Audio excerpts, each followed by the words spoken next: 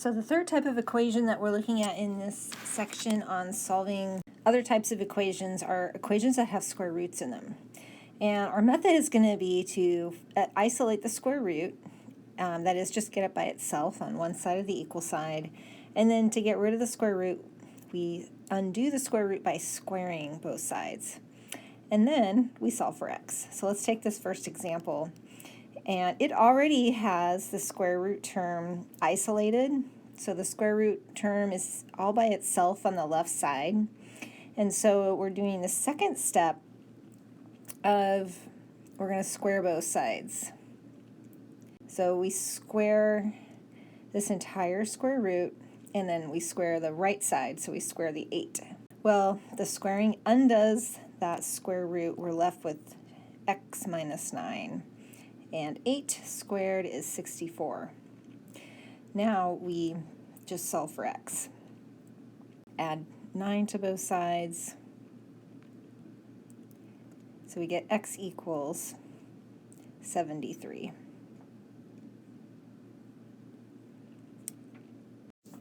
Okay, here's another example, and we've got our list of steps to take. First thing is we want to get this square root all by itself. So right now it has a plus 7, and so that we're going to subtract 7 from both sides. So subtract 7 from both sides and we'll get the square root of x plus 7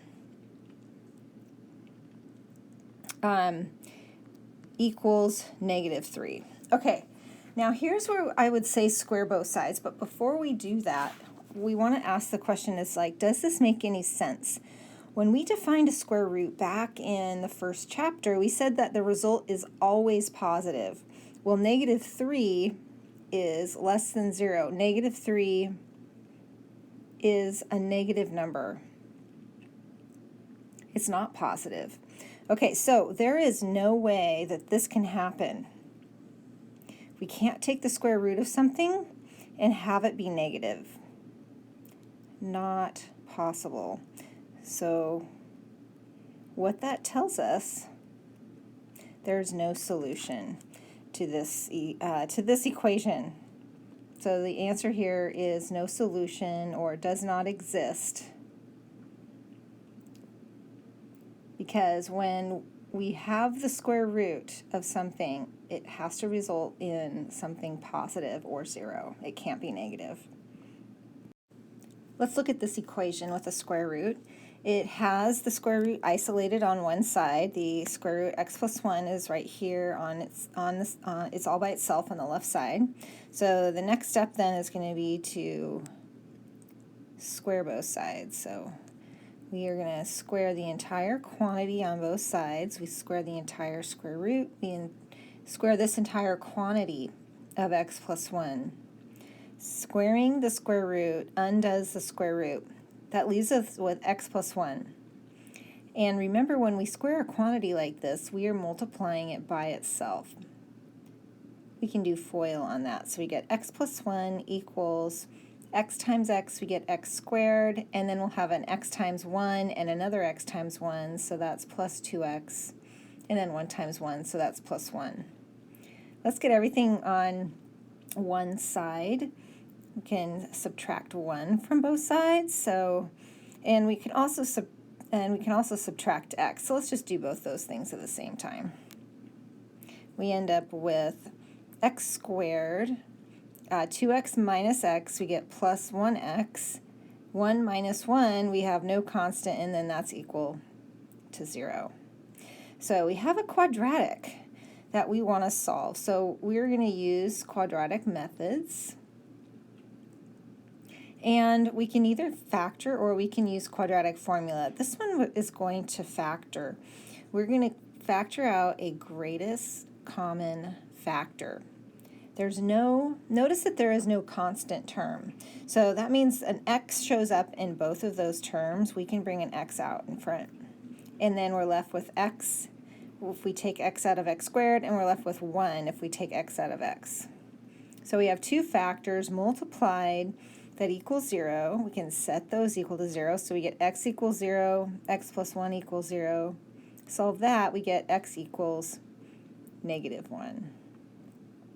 All right, so we get two solutions, And as x equals 0, x equals -1. So to solve this one, we first need to isolate that square root term. So the square root is this. We want to subtract 2 from both sides to get the square root by itself. So that's going to leave us with square root x plus 4 equals, we subtract 2 from both sides, we have the x minus 2. Now, to undo that square root, we square both sides. We're squaring this entire quantity, x minus 2, so we put that in parentheses. The squaring will undo the square root, and we're left with just x plus 4. And squaring x minus 2 means that we're multiplying it by itself. So we have x minus 2 times x minus 2. We FOIL that. So first times first is x squared. Outer times outer will give us a negative 2x. Inner times inner also gives us a negative 2x. And then last times last, we get a plus 4. So combining terms on the right, x squared minus 4x plus 4. Now we want to get everything, all the terms on one side. We can subtract 4 from both sides, and we can also subtract an x. So that's going to give us x squared, subtracting negative 4x minus x is a negative 5x. 4 minus 4 is 0. So we just get x squared minus 5x equals 0. All right, so you have a quadratic. So just note that we've got a quadratic, and so that means we use one of our methods for solving quadratics, and we can factor by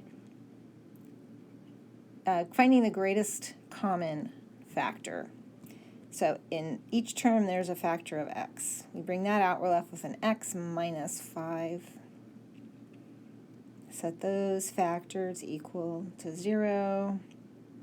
So we get x equals 0 and x equals 5. Now, one thing when we have square root in our original equation, we want to check to make sure that it makes sense to we want to make sure that it makes sense. So if we try the x equal to 0, let's plug that into our original equation. So we're going to have square root of 0 minus 4 plus 2 equals 0. Well, 0 minus 4 is a negative 4, which is not a real number. So when we plug in that value of 0, we get something that is not real. So that means that x equal to 0 is not a solution. We did everything correct. We got that as a right answer, but it's not a solution. You can check out 5. If you plug in a 5, it's going to work out that we get square root of 9, which is 3.